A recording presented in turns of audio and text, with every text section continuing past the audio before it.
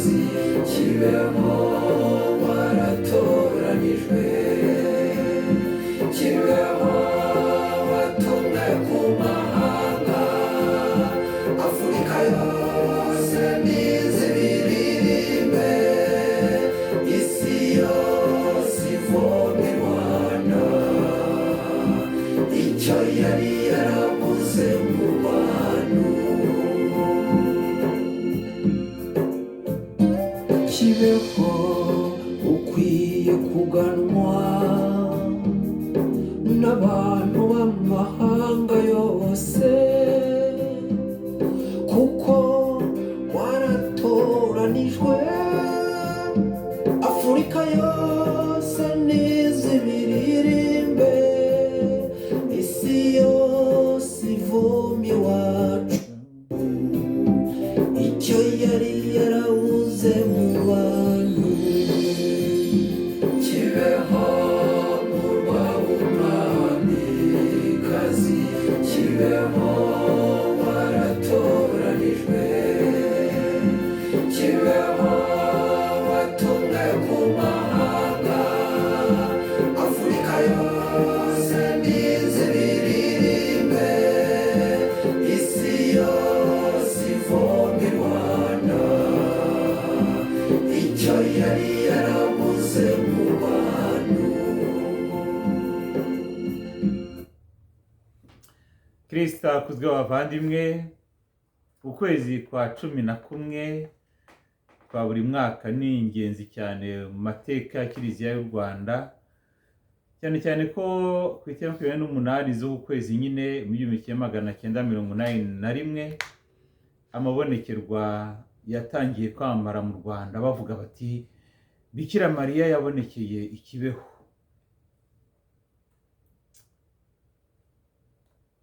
Iyo nkuru kuri benshi yaje ari inkuru nziza, kumva ko nyina w'Imana yagendereye u Rwanda.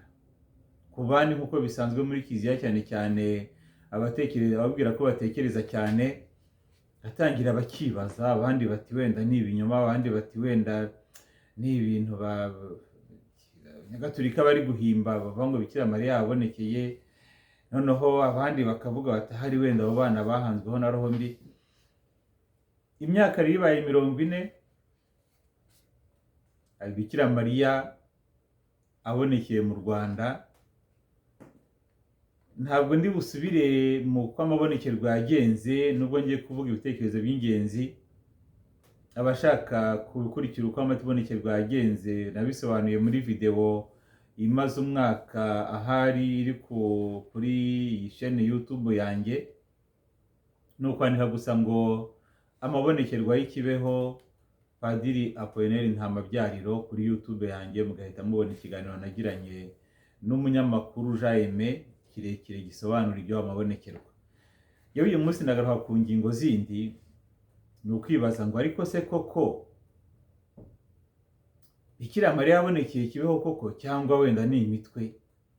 Nyuma y'imyaka 40 umuntu yitwaza iki kugira ngo avuge ngo Bikira Mariya yabonekeye Kibeho?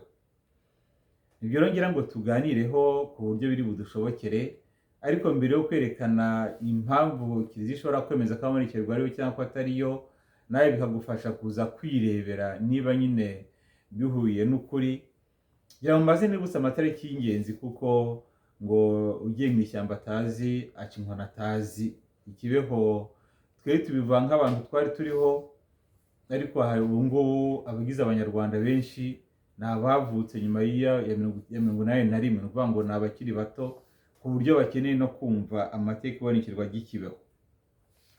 Ibonekerwa ry'Ikibeho rero kuri iyi tariki ya 28 z'ukwezi kwa 11 muri 1981, umwana w'umwangavu Alphonsine Mumureke bigaga ku ishuri ry'Ikibeho, mu ishuri ry'Ikibeho, yagize atya ari mu masaha yo kujya kurya, mu masaha ya 6:30, agize atya abona ngo umugore mwiza cyane amuhamagara ati yewe ngwino. Naravuga ati ese uburinzi urashaka iki? Aramubwira ati ndi nyina wa Jambo, ni ukuvuga ngo ndi Bikira Mariya. ijambo rikomeye yamubwiye anatubwira uno munsi ngo nje kuguhumuriza kuko numvise ugutakamba kwawe, nje kuguhumuriza kuko numvise ugutakamba kwawe. Iryo jambo rya mbere riba rikomeye cyane amabonekerwa yose, kuko niryo jambo Bikira Mariya ari kubwira abantu akunda, ari nacyo akubwira uno munsi ngo humura, nje kuguhumuriza kuko numvise ugutakamba kwawe. Aribwira abanyarwanda bose aho bari ngo humura, nje kuguhumuriza kuko numvise ugutakamba kwawe. Ubundi yongeraho rero ati amushishikariza nyine kubwira ko asenga cyane kandi akabwira n'abandi bana bakarushaho gusenga, kuko Imana yifuza ko abantu bahinduka.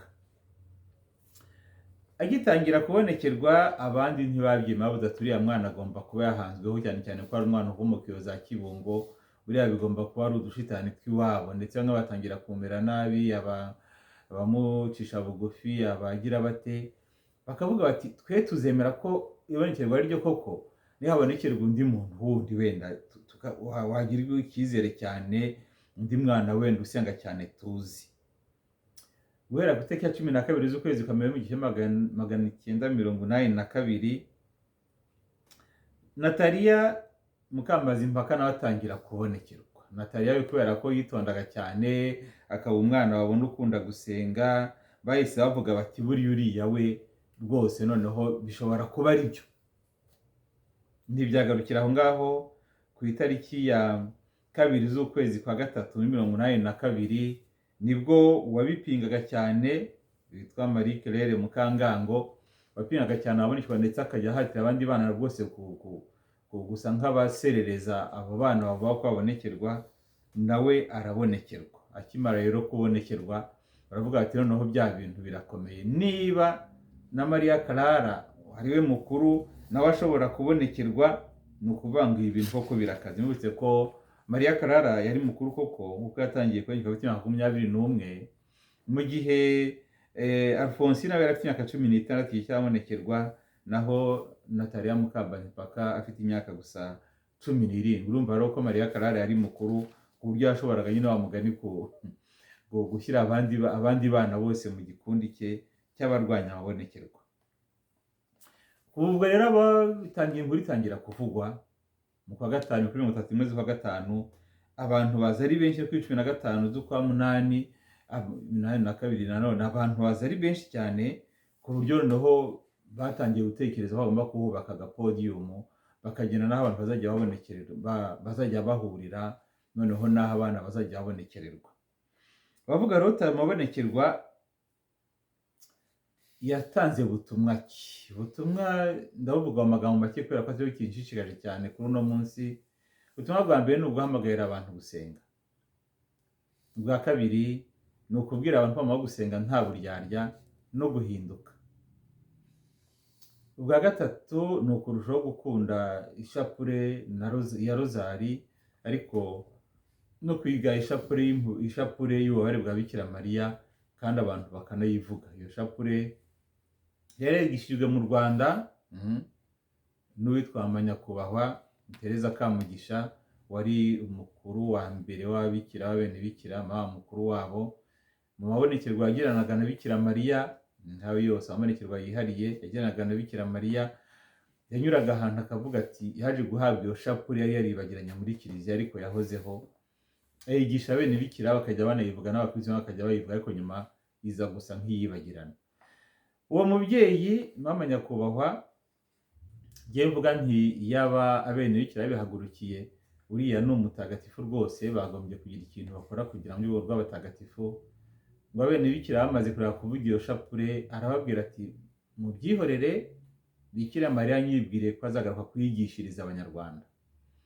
Ubwo rero uwo mubyeyi yari yitabye Imana kera, nyamara ubwo butumwa, ubwo buhanuzi yavuze bwaje kuzuzwa, bwuzurizwa i Kibeho, ubwo nyine Maria Clara ahawe iyo shapure y'ububabare, nako iyo shapure y'ububabare bwa Bikira Mariya abantu bagomba kuzirikana.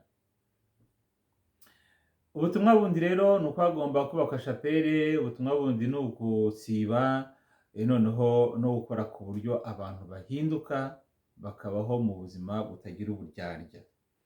Ubutumwa bwateye ubwoba ku 15 z'ukwa munani 1982 ni igihe abo bana uko ari batatu babonekewe na Bikira Mariya, akaza afite agahinda kenshi anababaye, noneho n'abana ubwabo ababitegereza akajya babona rwose abo bana bahangayitse nabo barira, bahekenya amenyo, ubona ari ibintu biteye ubwoba, ku buryo abari aho bose n'ubwo bwari ibonekerwa ryari ryateganijwe ko Bikira Mariya aza kuri 15 z'ukwa munani 1982, nyamara inkuru bari bitegereje ya Somusiyo ntabwo yabayeho, kuko ahubwo yaje kubabwira ibintu biteye ubwoba.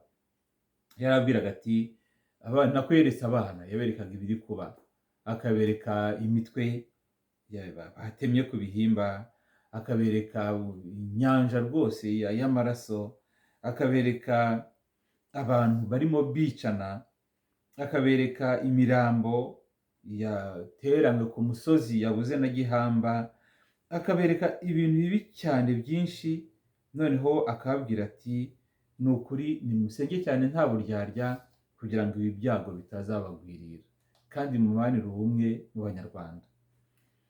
Tuzi rero ibyakurikiyeho, ni uko imyaka 10 yakurikiyeho intambara yatangiye mu Rwanda, amaraso atangira kumeneka guhera muri 1990 kugeza rero nyine muri jenoside yo 1994, ubwo abenshi mu Batutsi bicwaga bazira ubwoko bwabo, Abanyarwanda bandi batabarika b'Abahutu n'Abatutsi bagatorongera bagahungira hirya no hino, n'abandi benshi bakagwa muri ayo mashyamba bishwe nabo, abandi benshi baza kwicirwa n'ahangaha i Kibeho. Ni ukuvuga ngo ibyari byaravuzwe na Bikira Mariya, ngira ngo ese wavuga ntitwamwumvise, ese wavuga ngo iyo tumwumva ntibyari kuba.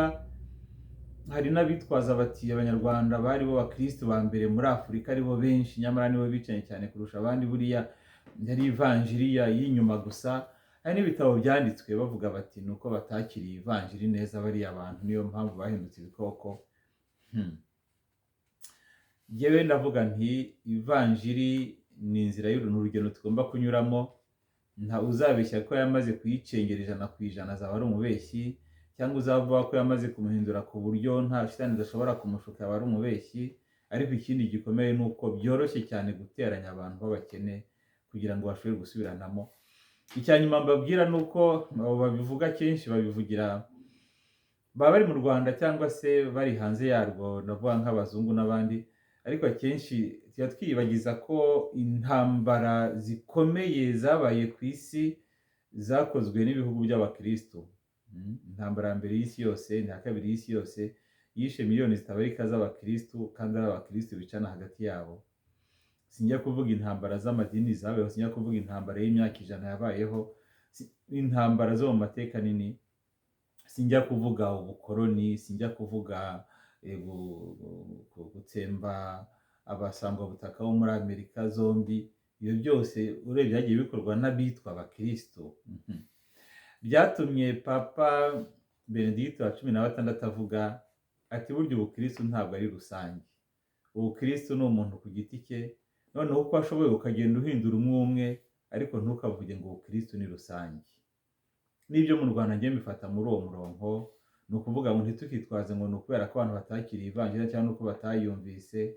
Ivanjiri yarumviswe, ariko hari igihe imbaraga z'ikibi ziruta ibyiza, cyane cyane iyo hajemo izindi nyungu zindi z'ubutegetsi n'imitungo. Icyo gihe abenshi wenda bavuga ko bakiriye ivanjiri basa nk'abayitera umugongo, bakishora mu bicukubiri nayo. Ariko ni igitekerezo abantu bashobora kuganiraho mu bindi biganiro. Twikomereze gusa ko icyo gihe ikindi cyaranze amabonekerwa ni ingendo buroho, ubwo batwaraga abana bakagenda, akaba yamara iminsi ngahe batazi aho ari, ahari mu bigaragara ku mubiri, ariko ya buroho yagiye gusiba, bagasibira iminsi 15, 20, 30, ari nta kintu banywa, nta kintu barya. Bikaba igitangaza kuko urumva ubundi umuntu ntashobora kumara icyumweru atarapfa, ariko iyo Imana yabigushoboje nyine ugera aho ngaho. Muri izo ngendo rero beretswe igisa na purigatori, berekwa igisa n'ijuru, berekwa igisa na paradizo. Bikira Mariya akababwira ati bana rero murahabonye aho muzajya nyabune mubwire n'abandi birinde kujya kure yanjye, kujya kure y'Imana, ahubwo bazagurushaho kwemera kugira ngo bazinjire muri iyi paradiso. Abo batatu rero nibo kiliziya yaje kwemera, ariko hari n'abandi babonekewe, hari umubare utagira ingano bavuga ko babonekewe.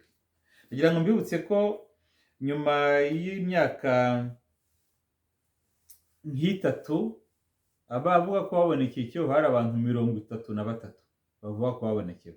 Ubwo ni ukuvuga i Kibeho, ariko no hafi aho ngaho hari za Coko, hari za Mugombwa, hari na hehe, hari hose hasa nk'ahagenda havumbuka ibintu by'abonekerwa, bimwe birazima ibindi birakomeza, biza gutuma rero kiliziya ifata umwanya wo gushishoza kugira ngo irebe mu by'ukuri ikigomba gukorwa cyangombwa n'ikihe.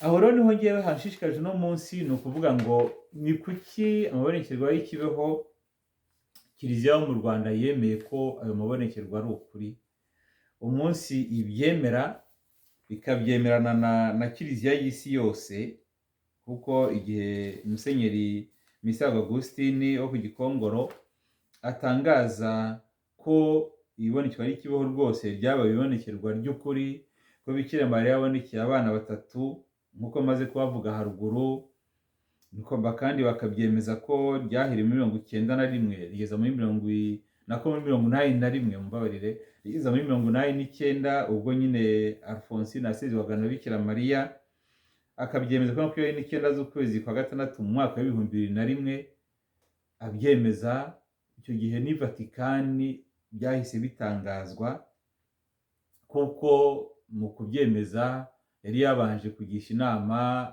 amakomisiyo yari yakoranye nawe, yabanje kugisha inama abaganga, yabanje kugisha inama abasaserdoti n'abepiskopi bagenzi be, ariko na Roma yabashijwe. Noneho biba ngombwa rero ko uwo munsi ukomeye bitangazwa ku mugaragaro koko Bikira Mariya yabonekeye abana batatu, na Alphonsina, Natalia na Maria Clara i Kibeho, ko abo ngabo bari babonekeye bonyine, ko abandi batari mu murongo w'abo kiliziya yemeye.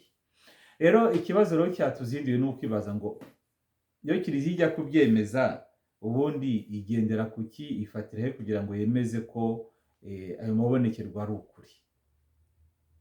Kugira ngo mbabwire ko icya mbere kiliziya igenderaho yemeza amabonekerwa ari ijambo Yezu Kristo ubwe yavuze. Ivanjiri y'Amata y'umutwe wa 7 umurongo wa 16, Yezu yaravuze ngo muzababonera ku mbuto bera, muzabarebera ku mbuto bera.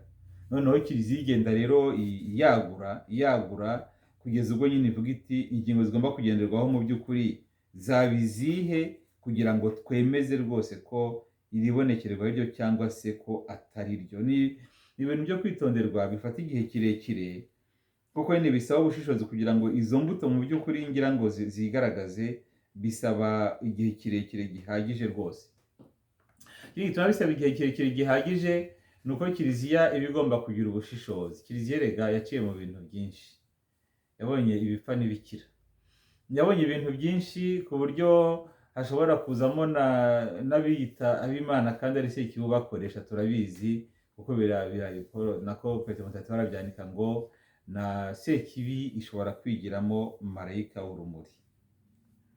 Ako kavuyo rero kagiye kavuka muri kiliziya mu kera, katumye bafata ibyemezo bisa nk'ibirenze cyane, nk'ibihambiriye rwose, ndetse mu nama nkuru nako mu itegeko rya kiliziya duhakano yo mu 1339 nako 1399 baravugaga ngo, ngiye kubisoma uko byavugaga kuko biteye ubwoba, nuvuga ngo amabonekerwa n'ibitabo byose bivuga iby'amabonekerwa, ubuhanuzi n'ibindi byose birahagaritswe, uzabyinjiramo azasezererwa muri kiliziya cyangwa azirukanwa muri kiliziya. Iyo yari kano y'2318 muri itegeko nyine ryo mu 1399. Byatumye rero muri kiliziya iby'amabonekerwa bigenda gahoro, impamvu nta yindi ni uko akenshi ibintu by'ingabire iyo utabyiteguye neza ngo ugire ubushishozi buhagije bishobora guteza akavuyo. Niyo mpamvu abanyengabire bagomba kugenderwa hafi, atari ukugira ngo bahagarike, kuko tutagomba kuzimya roho mutagatifu nk'uko Pawulo batubwira, ariko ari ukugira ngo dusuzume byose dusigarane ibiri ngombwa. Nabyo ni Pawulo mutagatifu nyine bivuga. Akenshi rero icyo bita gestion de charisme, kumenya kuyobora izo ngabire nibyo biteye ikibazo, bigenda bituma ibi byemezo bisa nk'ibifatwa, bisa nk'ibikakaye. Iri tegeko teka ryakuweho na Papa Pawulo wa gatandatu. Papa Pawulo wa gatandatu niwe warikuyeho muri 1970, ubwo yavugaga ati nyabune dukoresha ubushishozi ariko nawe mabonekerwa arashoboka. Nibwo rero hapfunutse benshi mu babonekerwaga, cyangwa ahantu henshi hari ajya abonekerwa bwihishwa, bikemerwa mu madiyoseze ariko ntibijya ahagaragara, bitangira kugenda byemerwa, bitangira kujya bijya ahagaragara, ariko binahuranye n'uko igihe hagendaga gihita. Urabona abonekerwa ya za Fatima, za Lourdes, yagiye abaho za Rasarete n'ahandi. Iri tegeko ribihagarika ririho, ariko uko amasekuru yagendaga yicuma byatumaga kiliziya igenda yorohera amabonekerwa, ahubwo bagasa nk'ababishyiraho umutima. Birumvikana rero ko abantu bakuriye muri icyo kintu gisa nk'ikibuza nyine ko amabonekerwa ajya ahagaragara. Igishuko bashobora kugwamo nuko iyo habonetse ikintu cyose cy'ibonekerwa, abantu basa nk'abinjira mu bwoba, aho kugira ngo bishimire Imana ko yigaragaje mu muryango wayo, ahubwo abantu benshi bakinjira mu bwoba bati turashize. Nyamara uko maze kwibabwira, Yezu ni utubwira ati ntabwo bigoye cyane, mwebwe muzarebere ku mbuto bazera. Izo mbuto bera niziba nzima, muzamenya nyine ko n'ibyo bari kuvuga ari bizima. Kiliziya rero igendeye kuri ibyo ngibyo y'imbuto bazera, hari ibintu bimwe na bimwe bibanza kutubwira mbere yo kwemera ko amabonekerwa ariyo cyangwa atariyo. Icya mbere ni ukutubwira ko amabonekerwa ntabwo ari ihame muri Kiliziya. Amabonekerwa agamije kutwibutsa ibyo Kristo yavuze dusanga mu bitabo bitagatifu muri Bibiliya, akanadushishikariza inyigisho za Kiliziya mu ruhererekane rwa Kiliziya. Niba hari amabonekerwa aje avuga ibivuguzo iyo ngibyo, ni ukuvuga ngo amabonekerwa nyine ntabwo mu by'ukuri aba afite ireme. Ariko amabonekerwa nta muntu n'umwe uhatiwe kuyemera, nubwo ashobora kudufasha gukora mu kwemera, ariko niba utemewe cyangwa ririya, uhumura nta cyaha ukoze. Ni nayo mpamvu akenshi mu by'ababonekerwa na Kiliziya ubwayo, ndetse no mu gusuzuma, ibi byo gusuzuma discerne, byo gusuzuma gushungura ngo barebe icyiza n'ikitari icy'ukuri, ntabwo Kiliziya ibishyiraho imbaraga cyane mu byo guhatira abantu kubyemera. Oya, jya mubona ko ingendo za mbere zikorwa n'izihe. Iyo bitangiye hanze hakajyaho komisiyo y'abashinzwe teolojiya ngo barebe niba ibiri kubera ahantu bihuye n'ukwemera. Nyuma hakajyaho komisiyo y'abaganga cyangwa se cyane cyane abakurikirana abafite ubumuga bwo mu mutwe ngo barebe niba izo ndwara ibiri kuba aho ngaho ari nta kibazo kinini gishobora kuba cyarivanzemo. Noneho bikagenda gahoro gahoro, hakaba ubwo bavuga bati noneho igihe kirageze kugira ngo twemere ko wenda hariya hantu gutangira gusengerwa. Ku birebana n'iby'ikibeho rero, ku itariki ya mbere z'ukwezi kwa mbere 1988 batangiye rwose gukora icyo kintu navuga ngo ni ankete yo gukurikirana uko ibintu bimeze.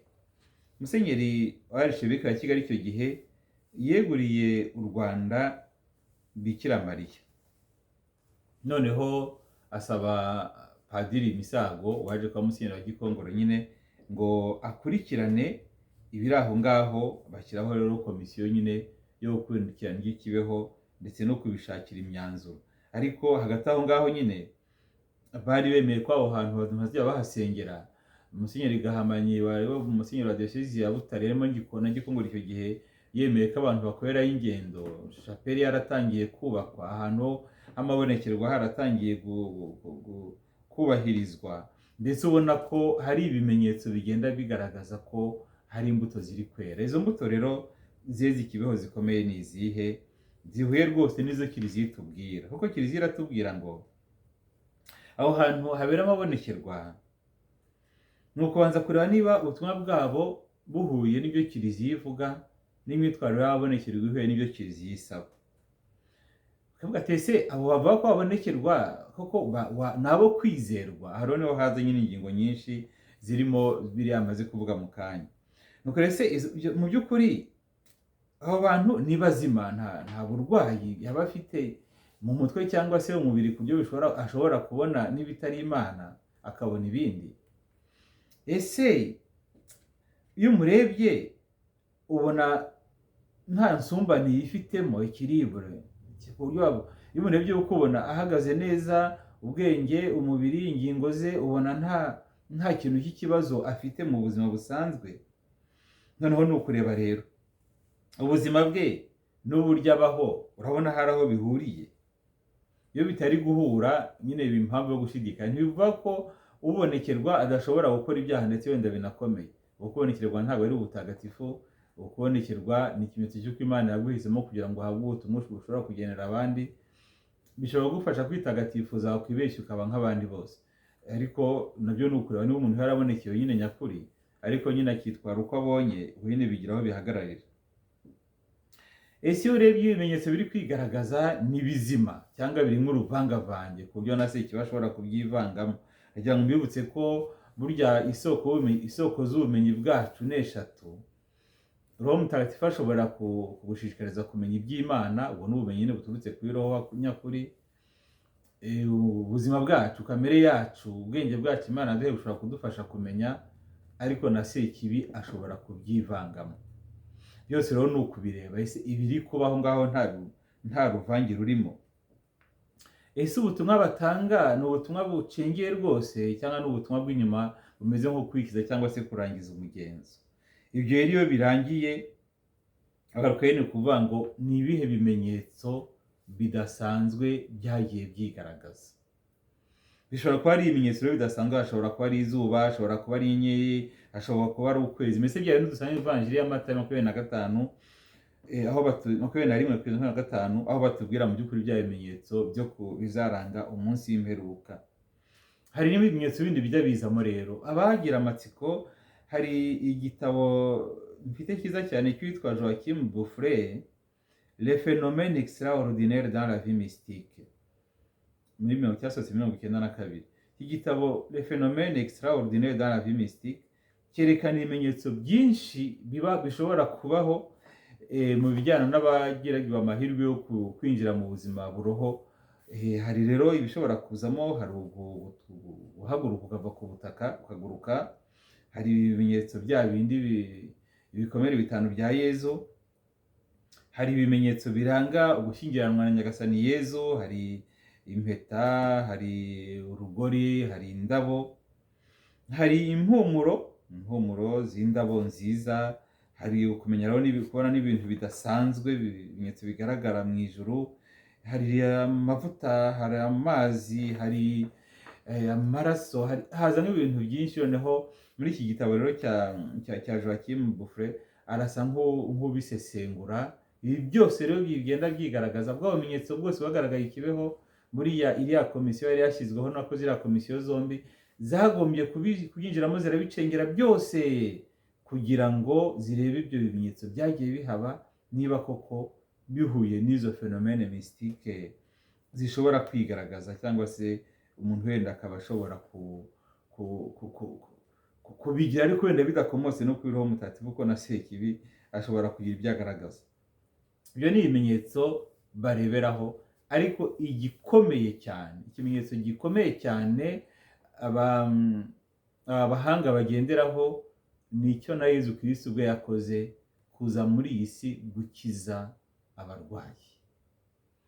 Iyo habonetse ibimenyetso byo gukira ku buryo bw'umubiri, ibimenyetso byo gukira ku buryo bwa roho, ibimenyetso byo gukira ku buryo bw'imimerere, donc guérison psychologique cyangwa psychiatrique, ibyo bimenyetso iyo byigaragaje baravuga bati Nyagasani yagaragaje ububasha bwe, kuko ibyabereye ikibeho, ibyabereye n'ahandi hose habonetse ibyo bimenyetso byinshi bidasanzwe. Icyo kimenyetso kirakomeye cyane kuko iyo kiri kuba nyine baravuga bati abantu bagiye ikibeho barakira. Nanone rero nyine hakagaragaza na za mbuto tugomba kwera. Usanga mu Banyagalati nyine umutwe wa 5 aho batubwira nyine urukundo, amahoro, ibyishimo, kubana neza n'abandi, kumenya kwifata, kwihanganirana. Ibyo byose mbese batubwira, izo mbuto zose zikaba zishobora kwigaragaza. Mabonekerwa yabereye i Kibeho rero, ibi bimenyetso byaragaragaye cyane. Icya mbere cyagaragaye mu by'ukuri ni uguhinduka. Abantu benshi ubuzima bwabo bwarahindutse, bahita bumva ko Imana ibahamagarira guhinduka, kwitangira abandi, kugira ibikorwa byiza. Ikindi cyakurikiyeho ni ugusenga cyane. Ndibuka abantu bavaga iwacu cyangwa mu mirenge yose, abandi bakava za Kimwe, abandi bakava za Bukavu muri Kongo, abandi bakava i Burundi na za Tanzania, hari n'abavaga i Bugande, bose bakaza. Abenshi bagendaga n'amaguru, bakava iyo ngiyo za Bukavu bakambuka n'amaguru bakazagera i Kibeho baciye mu ishyamba rya Nyungwe, kandi bagenda basenga, bihana, bibabaza. Ukabona rwose harimo ikintu cyinshi kiri guhinduka mu mibereho mu buzima bw'abantu. Ikindi kigaragaje muri Kibeho ni uburyo ayo mabonekerwa yatumye na Kiliziya muri rusange yivugurura. N'ubuzima bwo kwiha Imana nabwo abihaye Imana nabo bakagenda basa nk'abivugurura. None ukabona hari ikintu cyenda gihinduka mu mibereho y'abantu. Abakize indwara zinyuranye bo ntawavuga. Nyuma rero havuka n'amavokasiyo, imihamagaro myinshi yakomotse mu mabonekerwa y'i Kibeho, ndetse n'uyu munsi hari abo tugifite bakiririye urumuri i Kibeho, bigatuma ubuzima bwabo koko buhinduka. Ikindi rero mu byigaragaje i Kibeho no uko gusenga abantu bashyizeho umutima. Abantu bagarukiye cyane cyane ishapure, abandi bagarukira ishapure cyane cyane y'ububabare, ariko n'ubuzima bw'imibereho muri benshi bugenda bwivugurura. Nyuma rero Kibeho nyine ihinduka isanganiro ry'abantu baturutse imihanda yose. N'uyu munsi iyo wanditse ngo Kibeho cyangwa se ukareba inzira ziganayo, hahora nk'abagenzi bahiri. Muri iki gihe hari benshi barimo bajyayo kugira ngo bajye nyine kwakira iyo nkuru nziza, kuko aho hantu Imana yahisemo, nubwo Imana ishobora kugusanga naho wicariye, ariko Imana iba ifite aho burya yashinze ikirenge cyayo. Roho Mutagatifu afite washyize ibaba rye aho ngaho, burya aba hafite umugisha udasanzwe, ku buryo kujyaho nyine no kujya kuronka ingabire zindi nazo zidasanzwe kandi zikomeye. Akabazo ka nyuma rero navuga mutese, abatemewe muri abo ngabo babonekewe bo umuntu yabavuga ko byari bimeze bite? Ese ntabwo babonekewe koko? Kiliziya icyo yatubwiye iciye ku mwepiskopi wayo Musenyeri Misago Augustin, bikagera n'i Roma muri Kiliziya y'isi yose, yatweretse 3 mu babonekewe. Abandi ntabwo yavuze ngo ntibabonekewe, icyakora ntabwo bemewe mu babonekewe. Kuki mbivuze gutyo? Nuko nibihuye na rimwe navuze mbere ko Kiliziya muri ibi ngibi by'amabonekerwa ntabwo uba uhatiwe kubyemera, ariko ugomba kureba nyine n'imbuto abantu bera. Muri bo mu bandi batabonekewe 30, ubwo ngubwo na 30 ryose, harimo n'abakiriho ubu ngubu bavuga ko babonekerwa, hari n'abafite ababakurikira. Ibyo ariko biri mu rundi ruhande cyangwa se bizigwa mu rundi rwego. Ariko uko nabwira ko bidashobora kurangira uwo munsi gusa, murabona ko hari n'ibikiri kugenda bikurikirana, byatangiye mu gihe cya Kibeho. Ndafata urugero rw'abonekerwa y'Imugombwa, nayo afite urugendo rwayo, afite ukuntu agenda yigwa. Mvuga ngo byatangiye muri icyo gihe, ntibyahagarara cyangwa bigenda bica mu nzitane zinyuranye, ariko ukabona nyine ko bavuga bati nyamara ibimenyetso biracyahari. Mu gusoza rero ndagira ngo nibaze iki kibazo nawe nkikubaze, ni iki umunyarwanda yakoresheje ubutumwa twaherewe i Kibeho? Yewe nawe ni iki dushobora gukura mu butumwa bwaherewe i Kibeho? Ese kwa gukomera ku isengesho, kwa guhinduka by'ukuri, kwa kureka uburyarya, kwa kureka umururumba, kwa kureka ubusambo, kwa kureka ubwicanyi, kwa kureka ibibi byose, tubigeze hehe mu rwego rwo guhinduka? Ese ko yavugaga ati nyabune nimugire ubwiyunge kugira ngo amaraso atameneka muri iki gihugu cyanyu, tugeze he muri uwo murongo wo kwiyunga harya? Tugeze he muri uwo murongo wo gusabirana